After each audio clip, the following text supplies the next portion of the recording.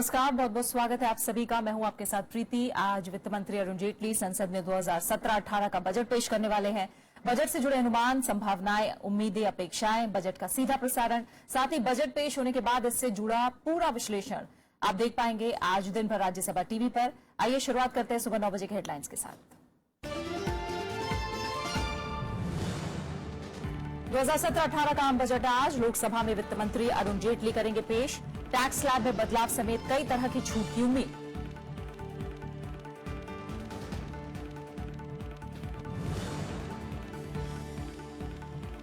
बयानवे साल बाद पहली बार आम बजट के साथ पेश होगा रेल बजट। सुरक्षा, बुनियादी ढांचे की मजबूती और गति बढ़ाने पर होगा जोर। वित्त मंत्री कर सकते हैं कई अहम ऐलान।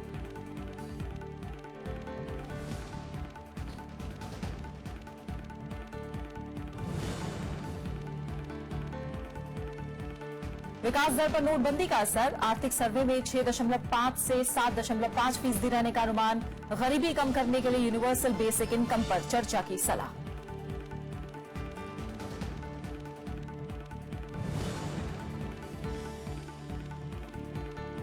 आयकर विभाग के निशाने पर 18 लाख करदाता, खाते में 5 लाख से ज्यादा जमा कराने वालों को भेजे जाएंगे नोटिस। 10 दिन में देना होगा जवाब।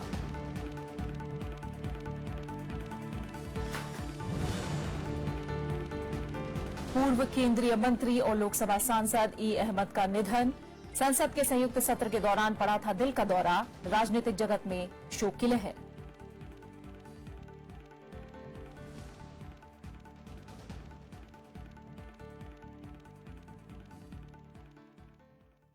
वित्त मंत्री अरुण जेटली आज एनडीए सरकार का चौथा बजट पेश करेंगे। ये उनके लिए अब तक का सबसे चुनौतीपूर्ण बजट माना जा रहा है। उम्मीद की जा रही है कि नोटबंदी से हुई परेशानी दूर करने के लिए अरुण जेटली 2017-2018 के बजट में कुछ टैक्स राहत और अन्य प्रोत्साहन दे सकते हैं, जिससे अर्थव्यवस्था को रफ्तार मिल सके। सरकार ने इस बार बजट पेश करने की तारीख पहले कर दी है, जिससे वित्त वर्ष खत्म होने से पहले बजट संबंधी समूची प्रक्रिया पूरी कर ली जाए। इसी के मद्देनजर इस बार बजट फरवरी के आखिर के बजाय आज ही पेश कर दिया जाएगा, ताकि इसे 31 मार्च से पहले पारित किया जा सके। बजट पेश करने के बाद वित्त मंत्री बजट प्रस्तावों पर ट्वीट हुए सवालों का जवाब देंगे। लोग अपने सवाल ट्विटर #myquestion2fm पर पूछ सकते हैं। इससे पहले वित्त मंत्री अरुण जेटली ने कल अपनी टीम के साथ वित्त मंत्रालय में बजट को अंतिम रूप दिया।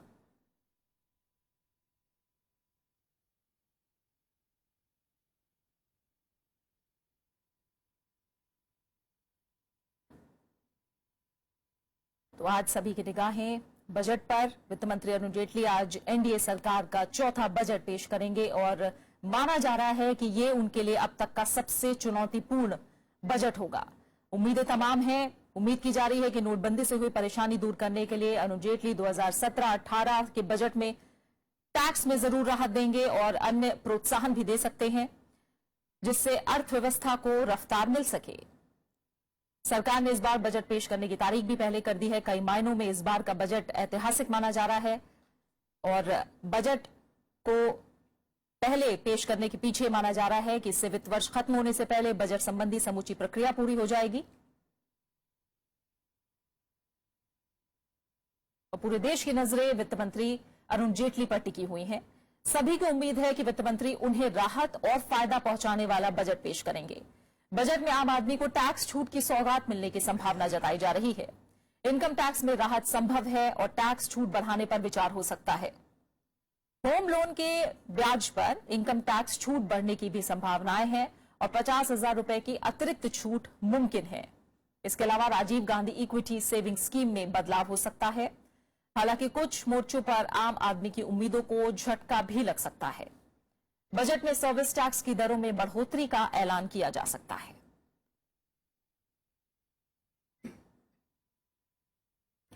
बजट में इस बार सरकार का मुख्य जोर रोजगार बढ़ाने पर हो सकता है। बजट में नई नौकरियां पैदा करने और रोजगार से जुड़ी 1 या 2 बड़ी योजनाओं के ऐलान की उम्मीद जताई जा रही है। इसके अलावा मौजूदा योजनाओं के तहत फंड का आवंटन बढ़ सकता है। ग्रामीण क्षेत्रों की योजनाओं में ज्यादा खर्च के साथ मनरेगा, कृषि सिंचाई योजना पर भी खर्च बढ़ाया जा सकता है। बजट में किसानों और ग्रामीण भारत के अलावा महिलाओं, सामाजिक सुरक्षा क्षेत्रों मसलन स्वास्थ्य और शिक्षा पर खास ध्यान रहने की उम्मीद है। साथ ही घरेलू विनिर्माण और स्टार्टअप्स को प्रोत्साहन के लिए भी योजनाओं की घोषणा हो सकती है। सरकार के सुधार एजेंडे को आगे बढ़ाते हुए वित्त मंत्री अरुण जेटली इस बार रेल बजट को अलग से पेश किए जाने वाली पुरानी परंपरा को खत्म कर देंगे। 1924 के बाद ये पहला मौका होगा जब रेलवे का बजट अलग से नहीं बल्कि आम बजट का हिस्सा होगा। रेल बजट इस साल आम बजट का ही हिस्सा होगा, जिसमें अगले वित्त वर्ष के लिए आम बजट में रेलवे के लिए वित्त, परियोजनाओं और प्रारूप को लेकर कुछ पैराग्राफ होंगे। नई पटरियां बिछाना, निजी क्षेत्र की भागीदारी से स्टेशनों का आधुनिकीकरण और पुनर्विकास, विद्युतीकरण के साथ साथ रेल विकास प्राधिकरण और उच्च गति रेल प्राधिकरण का गठन रेल बजट का हिस्सा हो सकता है। दिल्ली हावड़ा और दिल्ली मुंबई मार्गों पर 200 किलोमीटर प्रति घंटे की रफ्तार से ट्रेनें चलाना, सुरक्षा पर आवंटन बढ़ाना और कृषि उत्पादों के लिए विशेष तरह की ट्रेनें शुरू करने पर रेल बजट में खास जोर दिए जाने की संभावना है। बजट में गैर किराया राजस्व बढ़ाने के उपायों पर भी ध्यान दिया जा सकता है, जिसमें खाली पड़ी भूमि का इस्तेमाल और निजी भागीदारी के साथ स्टेशनों का पुनर्विकास शामिल है। कैशलेस लेन देन को बढ़ावा देने के लिए रेलवे स्टेशनों पर 1000 POS लगाने का भी विचार है। रेलवे में बढ़ती दुर्घटनाओं को देखते हुए इस बार सुरक्षा तकनीक पर बड़ा ऐलान हो सकता है। रेल मंत्री सुरेश प्रभु ने वित्त मंत्री को 1,19,000 करोड़ रुपए का विशेष सुरक्षा कोष बनाने के लिए पत्र लिखा था, जिसे वित्त मंत्रालय की मंजूरी मिल चुकी है। रेलवे का परिचालन अनुपात लक्ष्य 92% है। अप्रैल दिसंबर 2016 में रेलवे के यात्रियों की संख्या और माल परिवहन दोनों में ही कमी आई है। ये 1,34,000 करोड़ रुपए के लक्ष्य के मुकाबले 1,19,000 करोड़ रुपए पर रहा है।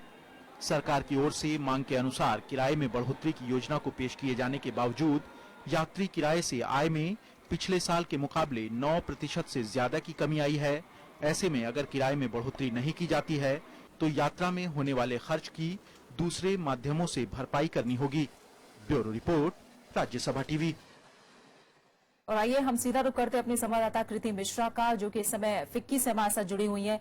कृति, तमाम उम्मीदें और जाहिर तौर पर उद्योग जगत भी अपनी उम्मीदें लगाए बैठा है और हम जानते हैं कॉर्पोरेट टैक्स को लेकर खास नजरें रहने वाली हैं वित्त मंत्री अरुण जेटली पर। किस तरह की सुगबुगाहट बजट को लेकर? जी हाँ प्रीति, देखिए पहले ही बजट में ये तय कर लिया गया था कि जो कॉर्पोरेट टैक्स रेट है उसको 30% से घटाकर 25% फेज मैनर में करना है। प्रीति, जो देश का आर्थिक सर्वेक्षण होता है वो देश के आम बजट की दिशा तय करता है और कल ही आर्थिक सर्वेक्षण में ये बात कह दी गई थी कि जो कॉर्पोरेट टैक्स है उसका एक टाइम टेबल सेट होना चाहिए। तो उद्योग जगत की निगाहें इस बात पर लगी हुई हैं। साथ ही आर्थिक सर्वेक्षण में ये कहा गया है कि जो इंडिविजुअल इनकम टैक्स रेट्स हैं उसे भी कम करना चाहिए। उससे होता है प्रीति की जो डिस्पोजेबल इनकम होती है लोगों के हाथ में वो बढ़ जाती है, स्पेंडिंग पावर बढ़ जाता है और इसका सीधा सीधा फायदा इंडस्ट्रियल जो यूनिट्स होती हैं उनको होता है। साथ ही जो लगातार देखने वाली बात होगी प्रीति आम बजट में कि आर्थिक सर्वेक्षण में कहा गया है कि इंडस्ट्रियल ग्रोथ जिसका पहला अनुमान था कि वो 7% से ज्यादा बढ़ेगी, उसको घटाकर 5.2% कर दिया गया है। तो इसके लिए क्या प्रावधान करेंगे वित्त मंत्री, इन सारी बातों पर उद्योग जगत की निगाहें टिकी रहेंगी। जी प्रीति, जाहिर तौर पर जैसा आप कह रहे हैं कॉर्पोरेट टैक्स को लेकर और सभी को अब डिजिटल लेन देन को लेकर भी सबकी निगाहें हैं कि उसे लेकर अब किस तरह की घोषणा होगी। एक और मसला है कृति, खासतौर से अगर हम बात करें टैक्स विवाद जो निपटान है उनकी प्रक्रिया थोड़ी सरल हो, उनके प्रावधान थोड़े सरल हो, क्या इस बार बजट में उसे लेकर भी उम्मीदें कर रहे हैं?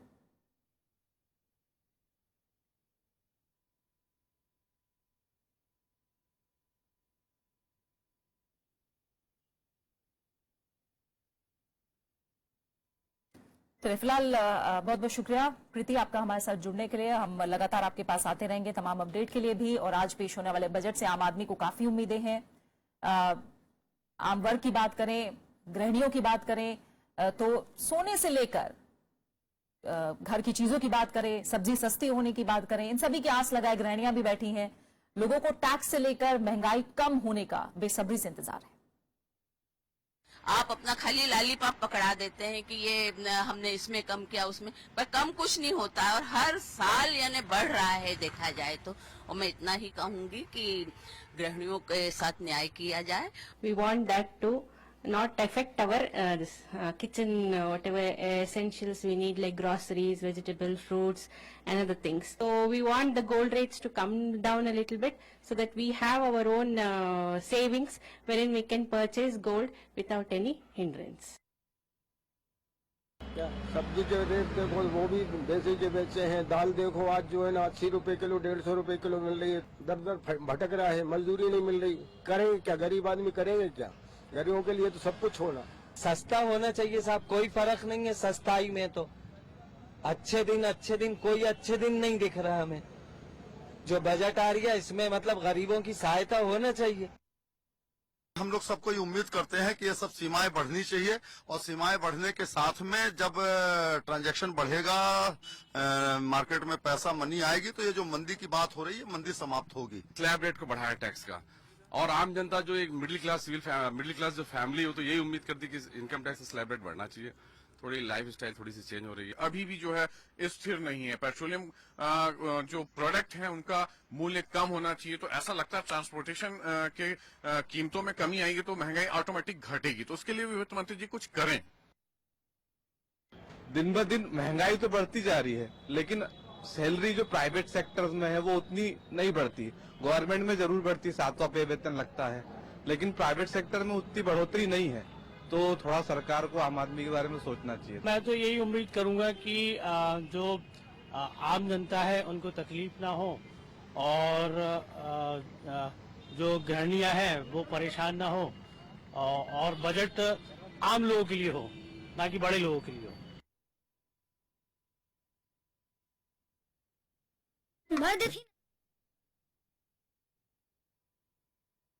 का जो भाड़ा है, किराया है, वो जरा कम दिक्कत है तो आम जनता का सुविधा होगा। आज यूनियन बजट भी है जहाँ पे टैक्सेस बढ़ सकते हैं, हाउस होल्ड घट सकते हैं, क्या मांग है वहाँ पे सरकार? वहाँ पे सरकार से जरा टैक्स डिबेट करके जो लोग सर्विस करता है उसका थोड़ा सुविधा होगा। और जो है सब ठीक है, चलता रहे। आपका नाम? मेरा नाम है पल्लव सरकार। Thank you. बुनकरों के लिए कुछ खास नहीं किया गया तो फिर समय इनके पास नहीं बचेगा। इसलिए कि इसके बाद जो बजट आएगा तो उसको ये मान लिया जाएगा कि अगले चुनाव के मद्देनजर ये दिया गया, ये बुनकरों के हित में नहीं दिया गया है। उनका का तो कभी आता ही नहीं है इसमें, जो तो बजट में कहाँ इनको क्या है क्या नहीं है, कभी भी बुनकर का नहीं आया है। अब देखिए ये बजट आ रहा है, इसमें क्या आता है बुनकर का। अगर हमारे पास 10 कारगर 20 कारगर थे काम करने वाले तो सबको छुट्टी देना पड़ गया। नहीं हम लोग चला सकते, अपना पेट नहीं चला पा रहे, अपने बाल बच्चों को नहीं पाल पा रहे हैं तो हम दूसरों को कहां से ख्याल करेंगे। तो दम तोड़ते छोटे उद्योगों के लिए किस तरह की राहत की आस आज बजट से निकल कर आती है, इसे लेकर भी लोग उम्मीद लगाए हैं। आम जनता की बात करें तो उनकी खास तौर से निगाहें टैक्स रिबेट को लेकर टिकी हुई हैं। इधर सीपीआई नेता डी राजा का कहना है कि जीएसटी के मद्देनजर ये बजट काफी अहम है। उनका मानना है कि सबकी नजर इस बात पर रहेगी कि वित्त मंत्री इस बजट में आमदनी और खर्च में संतुलन कैसे बनाते हैं। What the finance minister is going to do in budget, because this budget is presented in the context of the forthcoming GST regime and also the demonetization and the impact of demonetization. We'll have to see what is going to be in the budget, keeping in view the forthcoming GST rollout and the effects of demonetization. कृति मिश्रा हमारे संवाददाता हमारे साथ जुड़े हैं, हम उनका रुख करते हैं। कृति, टैक्स रिबेट से अलग आम आदमी की बात करें, वो अपने लिए टैक्स रिबेट चाहता है। अगर उद्योग जगत की बात करें, वो चाहता है कॉर्पोरेट टैक्स में छूट मिले। इससे अलग हम बात करें जो छोटे उद्योग हैं, लघु उद्योग हैं, जो इस समय दम तोड़ रहे हैं, खासतौर से तमाम ऐसी प्रणालियां हैं जो कि बहुत ज्यादा लचर हैं, जिनमें एक तरह से कहा जाए उलझ के लोग रह जाते हैं, चाहे वो टैक्स निपटाने की प्रणाली रही हो, प्रबंधन रहा हो। इन सबको थोड़ा सरल बनाया जाए, इसे लेकर किस तरह की उम्मीदें इस बार की जा रही हैं? जी हाँ प्रीति, देखिए खासकर अगर छोटे उद्योगों की बात की जाए तो डीमोनेटाइजेशन से इन छोटे उद्योगों पर काफी असर पड़ा है, क्योंकि लार्जली वो अनऑर्गेनाइज सेक्टर में थे जो कैश ड्रिवन इकोनॉमी का पार्ट था। तो किस तरह के प्रावधान उनके लिए बजट में किए जाते हैं, इस पर काफी सबकी निगाहें टिकी रहेंगी। साथ ही जो छोटे और मझोले उद्योग हैं, उनकी सबसे बड़ी प्रॉब्लम रही है क्रेडिट की। हर साल बजट में सरकार प्रावधान करती है कि स्मॉल सेक्टर इंडस्ट्री के लिए क्रेडिट अवेलेबिलिटी को आसान किया जाए, लेकिन ऐसा जमीनी तौर पर होता नहीं है, क्योंकि बैंक छोटे उद्योगों को क्रेडिट देने में कहीं ना कहीं संकोच करते हैं। तो इस बार किस तरह से रोड मैप तय होगा कि उनको क्रेडिट मिले, और साथ ही किस तरह से ईज ऑफ डूइंग बिजनेस, जिसकी लगातार एनडीए सरकार बात करती आई है, उसको किस तरह से बढ़ावा दिया जाएगा इस बजट में, इन सभी बातों पर निगाहें टिकी रहेंगी। जी प्रीति। बिल्कुल, और हमने देखा बजट से पहले शेयर बाजार का रुख भी हमें बहुत ज्यादा ठीक नहीं दिखा। माना जाए कि गार, एसटीटी, साथ ही एलटीसीजी पर सरकार का रुख क्या रहेगा तय करेगा, ये काफी कुछ शेयर बाजार की दिशा भी। जी हाँ, देखिए कल ही जो आर्थिक सर्वेक्षण आया था उसमें ही ग्रोथ को लेकर बहुत प्रोस्पेक्टिव बातें, बहुत पॉजिटिव बातें नहीं थी। ये भी हमने देखा कि कल ही शेयर बाजार थोड़ा थोड़ा नेगेटिव होने लगा था इस बात को लेकर। और आज किस तरह के प्रावधान होते हैं बजट में, खासकर इनकम टैक्स को लेकर, खासकर एग्रीकल्चर को लेकर, असेंबली इलेक्शंस का क्या इस पर इम्पैक्ट होगा। हालांकि इलेक्शन कमीशन ने साफ साफ कह दिया है कि जो स्टेट स्पेसिफिक हैं उनसे रिलेटेड आप कोई भी घोषणा नहीं कर सकते, लेकिन क्या ज्यादा सॉप्स होंगे, लोक लुभावन बजट होगा, इन सभी बातों का आपकी आवाज आना फिलहाल हम तक बंद हो गई है। आपसे हम फिर संपर्क करने की कोशिश करेंगे। तो तमाम तरह की उम्मीदों की फेहरिस्त है, देखना होगा कि आज वित्त मंत्री अरुण जेटली के पिटारे से क्या निकलता है। बहरहाल चालू वित्त वर्ष में विकास दर करीब 1% घटने का अनुमान जताया गया है। आर्थिक सर्वेक्षण में ये अनुमान लगाया गया है। सर्वे में आयकर दरों में कटौती के साथ गरीबी के खात्मे के लिए यूनिवर्सल बेसिक इनकम की अवधारणा पर गहन चर्चा पर जोर दिया गया है। वित्त मंत्री अरुण जेटली ने मंगलवार को संसद में वित्त वर्ष 2016-17 का आर्थिक सर्वेक्षण पेश किया। सर्वेक्षण के मुताबिक नोटबंदी के चलते चालू वित्त वर्ष में विकास दर पर असर पड़ेगा। इस तरह चालू वित्त वर्ष में विकास दर घटकर 6.5% पर आने का अनुमान है। पिछले वित्त वर्ष में ये आंकड़ा 7.6% था। हालांकि अगले वित्त वर्ष से अर्थव्यवस्था रफ्तार पकड़ लेगी और जीडीपी 6.75% से लेकर 7.5% तक पहुंचने की उम्मीद है। चालू वित्त वर्ष में कृषि की विकास दर 4.15% रहेगी, जो पिछले वित्त वर्ष में 1.2% थी। औद्योगिक क्षेत्र की विकास दर भी नीचे जाने का अनुमान है और ये 5.2% रह सकती है। पिछले वित्त वर्ष में ये क्षेत्र 7.4% की दर से बढ़ रहा था। बहुत सारे डोमेस्टिक अनसर्टेनिटीज भी हैं। We have to see how demonetisation plays out, और एक्सटर्नली भी काफी the world is very different. I think we don't know exactly कल नाफ्टा में क्या होगा, कल यूएस चाइना रिलेशंस में क्या होगा। सो इतनी सारी अनसर्टेनिटी है that I think we should reflect that in our forecast. सर्वेक्षण में सरकार के लिए कुछ सलाह भी है। इसमें गरीब कल्याण योजनाओं के विकल्प के रूप में यूनिवर्सल बेसिक इनकम पर जोर दिया गया है। वहीं आयकर दरों और रियल एस्टेट के लिए स्टैंप शुल्क में कटौती की भी बात है। उच्च आय वालों को टैक्स के दायरे में लाने का सुझाव है। अघोषित आय से टैक्स वसूली के दौरान आयकर दाताओं को परेशान नहीं करने को भी कहा गया है। Operation clean money, and in Hindi it is called स्वच्छ धन अभियान। स्वच्छ धन अभियान, it is just the name of the programming software which will be used to get answers on all the deposits which are made, and after getting all the preliminary answers from people, then only if the need be we would be taking legal action against those people. सर्वेक्षण में केंद्र और राज्यों में बेहतर अर्थव्यवस्था के लिए राजकोषीय सेहत में सुधार पर जोर है। साथ ही जीएसटी में जमीन और अचल संपत्तियों को शामिल करने पर भी जोर है, ताकि काले धन पर लगाम लग सके। आर्थिक सर्वेक्षण अर्थव्यवस्था की स्थिति का दस्तावेज है और इसे आम बजट की रूपरेखा का पता चलता है। वित्त मंत्री अरुण जेटली बुधवार को बजट पेश करेंगे। कृति मिश्रा, राज्यसभा टीवी। सांसद और पूर्व विदेश राज्य मंत्री ई अहमद का निधन हो गया है। बुधवार तड़के 2:15 पर उन्होंने राम मनोहर लोहिया अस्पताल में आखिरी सांस ली। कल संसद के संयुक्त सत्र के दौरान उन्हें दिल का दौरा पड़ा था। 78 साल के ई अहमद केरल के मल्लापुरम से सांसद थे। पेशे से वकील अहमद 1991 में पहली बार लोकसभा के लिए चुने गए थे। वो 2004 से 2009 के बीच यूपीए 2 सरकार में विदेश राज्य मंत्री भी रहे। अहमद इंडियन यूनियन मुस्लिम लीग के अध्यक्ष भी थे। प्रधानमंत्री नरेंद्र मोदी, कांग्रेस अध्यक्ष सोनिया गांधी और उपाध्यक्ष राहुल गांधी समेत कई राजनीतिक हस्तियों ने उनके निधन पर शोक जताया है।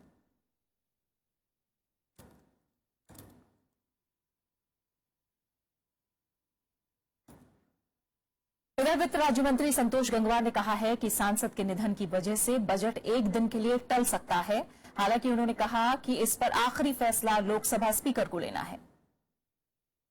हम लोग बजट के लिए तैयार है, पर जैसे हमारे संसद के वरिष्ठतम सांसद की स्वर्गवास हो गया है, इसलिए ये स्पीकर के द्वारा तय किया जाएगा कि आज हाउस चलेगा या नहीं चलेगा, तो हम उसके बाद ही कोई टिप्पणी कर पाएंगे। अभी तक परंपरा ये रही है कि अगर सिटिंग सांसद का स्वर्गवास होता है तो सदन स्थगित होता है। तो इस बात की संभावना है कि बजट टल सकता है? पूरी संभावना है, एक दिन के लिए टल सकता है, पर ये विद इन फ्यू मिनट्स ये तय हो जाएगा। केंद्रीय प्रत्यक्ष कर बोर्ड सीबीडीटी ने नोटबंदी के बाद बैंक खातों में संदिग्ध तौर पर नकदी जमा कराने वाले 18 लाख खाता धारकों की पहचान की है। अब विभाग ऐसे लोगों को ईमेल और एसएमएस भेजकर उनसे स्पष्टीकरण मांगेगा। सरकार ने नोटबंदी के बाद बैंक खातों में जमा कराए गए धन की जांच कराने का फैसला किया है। इसमें वो लोग भी शामिल हैं जिन्होंने नोटबंदी के बाद अपने खाते में 5 लाख रुपए से ज्यादा की रकम जमा कराई है। In the first phase, where the deposits in the account are not matching with our data, we are putting the same on our e-filing portal, seeking explanations about source of income.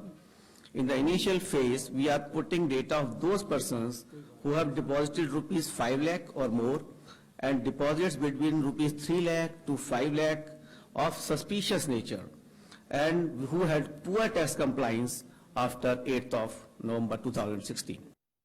अब फिलहाल budget 2017-18 को लेकर किस तरह की उम्मीदें हैं, अपेक्षाएं हैं और साथ ही वित्त मंत्री अरुण जेटली के सामने किस तरह की चुनौतियां हैं, इस पर बात करने के लिए हमारे साथ तमाम मेहमान मौजूद हैं और इस चर्चा को आगे बढ़ाएंगी मेरी सहयोगी आरफा खानम शेरवानी।